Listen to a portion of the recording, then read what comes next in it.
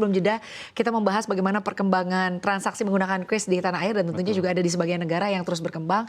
Lalu bagaimana dengan BI Fast nih Pak? BI Fast sejauh ini atau di tahun 2024 nih seperti apa transaksinya? Oke, BI Fast sendiri menurut kami adalah program yang luar biasa bagus ya.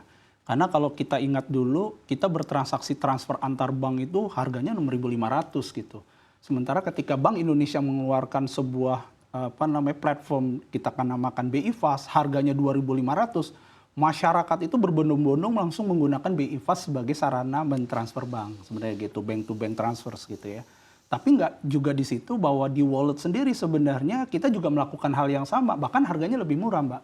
Jadi makanya wallet juga punya peran juga untuk bagaimana katakanlah masyarakat yang ingin lebih affordable untuk melakukan transfer itu bisa menggunakan wallet. Makanya ada segmen-segmen khususnya intinya gitu. Tapi dari BI Fast sendiri transaksi base-nya sekarang sudah pindah kepada BI Fast tentunya gitu ya. Jadi memang ini luar biasa sih secara program. Baik, kalau dari sisi keamanan ya artinya bukan hanya soal kris ya atau BFS sejauh ini keamanan dari cyber sendiri seperti apa sih? Artinya apakah sejauh ini ada keluhan-keluhan yang boleh dibilang artinya cukup menjadi perhatian baik dari wallet sendiri atau seperti apa? Pembobolan dana misalnya atau seperti apa? Ya makanya jadi yang saya sudah sampaikan ada 3 hal nih yang perlu kita perhatikan ya. Yang pertama tentu people-nya, yang kedua adalah prosesnya, yang ketiga adalah teknologinya.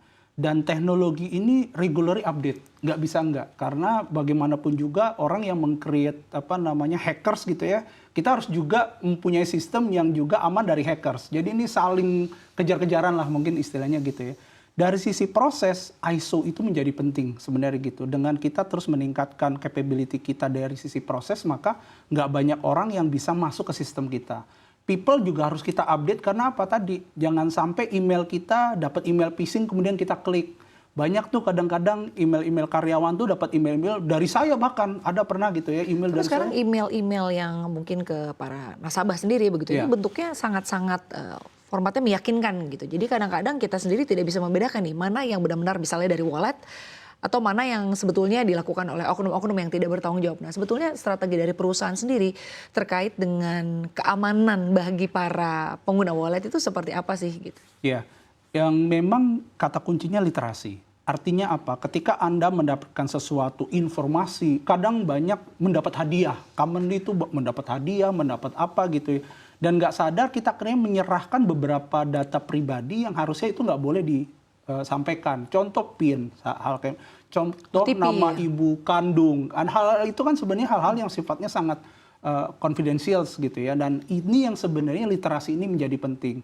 Dan kami menghimbau juga kepada masyarakat apabila mendapatkan hal-hal seperti itu, cross-check dulu. Jangan langsung tergiur, cross-check dulu terhadap katakanlah siapapun yang meng-email, kadang-kadang nama sesuatu, nama perusahaan besar gitu ya. Kita perlu cross-check dulu, apa benar ini, apa benar bahwa ini valid atau tidak gitu ya. Dan tidak ada sejarahnya atau tidak ada mekanismenya kalau meminta data-data pribadi, kalaupun itu benar. Gitu ya, jadi nggak mungkin tuh meminta PIN, nggak mungkin tuh meminta nama ibu kandung, itu nggak mungkin. Jadi ini juga perlu diketahui oleh masyarakat umum sehingga tidak ada, ya mudah-mudahan tidak ada phishing yang seperti ini. Jadi memang literasi jadi penting dan bagaimana kita memberikan pengetahuan itu sih kepada masyarakat. Baik, lalu terkait dengan proyeksi ya, transaksi menggunakan kris di tahun 2025 seperti apa? Atau bahkan terdekat nih kita sedang berada di momen jelang Natal dan juga Tahun Baru ini seperti apa? Biasanya Pak kalau di jelang momen Natal dan juga Tahun Baru seperti misalnya di tahun lalu dan juga tahun ini, apakah memang terjadi peningkatan yang cukup signifikan melihat Pak kondisi yang terjadi saat ini? Daya beli masyarakat tampaknya sedang menurun, lalu juga ada PPN yang naik 12%.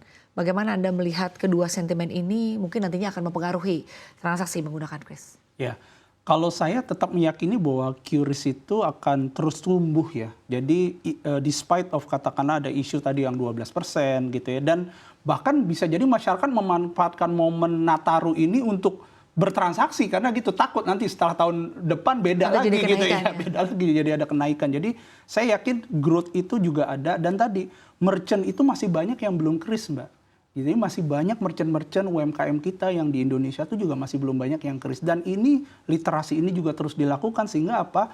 Kita dorong baik masyarakat maupun merchant atau katakanlah UMKM ini untuk bisa kris gitu ya dan bisa bertransaksi. Jadi saya beli bahwa transaksi QRIS akan terus tumbuh seiring dengan perjalannya waktu. Baik, lalu terkait dengan strategi pengembangan bisnis atau usaha yang dilakukan oleh perusahaan begitu ya, terkait dengan juga tadi di tengah berbagai sentimen.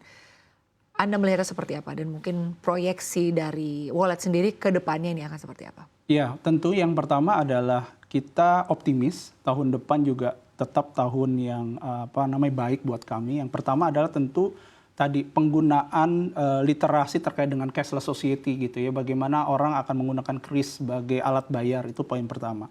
Poin kedua adalah bagaimana sekarang transaksi itu banyak yang bersifat digital. Contoh misalkan mau beli token listrik dulu mungkin ke loket, sekarang udah cukup di handphone gitu ya, beli token listrik gitu tinggal beli gitu. Jadi tren untuk kenaikan produk digital juga lebih besar. Kemudian Link Aja sendiri sebenarnya sudah bertransformasi juga, tidak hanya B2C, kita masuk ke B2B segmen yang dimana ini juga memberikan profitability kepada kita. Jadi memang fokus perusahaan artinya apa? Bagaimana kita fokus kepada profitability di sisi perusahaan.